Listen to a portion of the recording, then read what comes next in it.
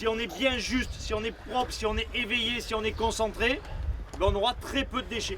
Et là, on va se régaler.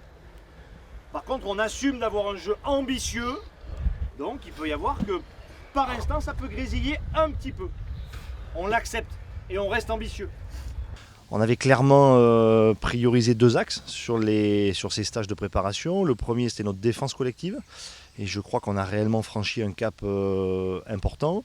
Et le deuxième, c'était continuer de gagner en confiance sur notre mêlée. Et là aussi, je crois que les garçons ont fait un travail de précision, ont fait un travail qualitatif. Et maintenant, ils ont chacun, les garçons, des petits devoirs à effectuer quotidiennement, des petits devoirs à effectuer dès que l'avion se sera posé en Argentine.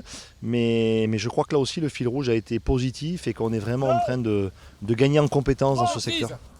Stop! On garde! On garde! On garde! En avant, en arrière.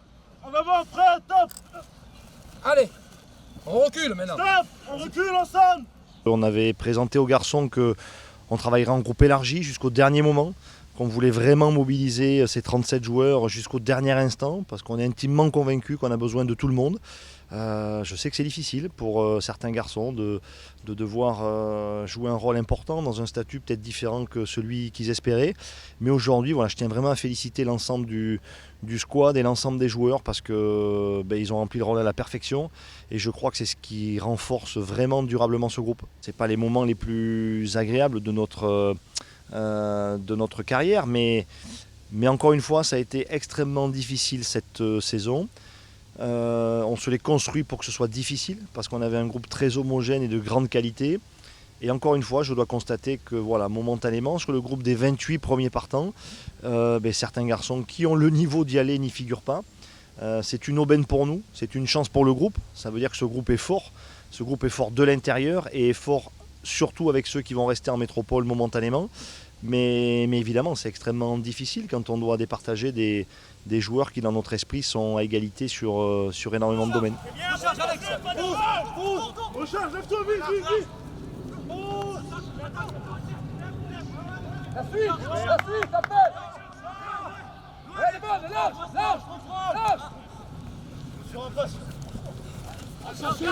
Dans notre esprit, ils font tous le championnat du monde. On ne pourra avoir des performances efficaces au championnat du monde qu'en s'étant bien entraîné sur les stages. Et tous ceux qui ont participé au stage ont d'une manière très directe bonifié la performance qui va avoir lieu au stage de préparation. Donc pour nous, faire partie des 37 est inéluctablement agir directement sur la performance au championnat du monde. Donc ça, c'est une évidence. Et comme tu le disais, deuxièmement, certainement que certains vont nous retrouver. On ne le souhaite pas, on ne souhaite pas qu'il y ait des indisponibles ou des blessures, mais certaines sanctions dues à des cartons ou des possibles blessures peuvent faire que certains vont rapidement rejoindre le groupe. Donc oui, on veille à ce que ces 37 joueurs soient mobilisés et soient vraiment focus derrière un même objectif avec momentanément des sollicitations différées. Certains de suite pour prendre l'avion mercredi, puis d'autres dans un avenir un peu plus différé. On a le bonheur et la chance tous les jours d'être au contact de jeunes garçons talentueux, qui ont un enthousiasme débordant, qui pétillent, qui ont envie de croquer la vie à pleines dents. Là, je crois qu'on fait que les accompagner. Donc ils arrivent pleins d'énergie, ils ont envie de se créer une aventure fabuleuse, de se créer des souvenirs extraordinaires. On les accompagne dans cette construction, tout simplement. 1, 2, 3! Ouais!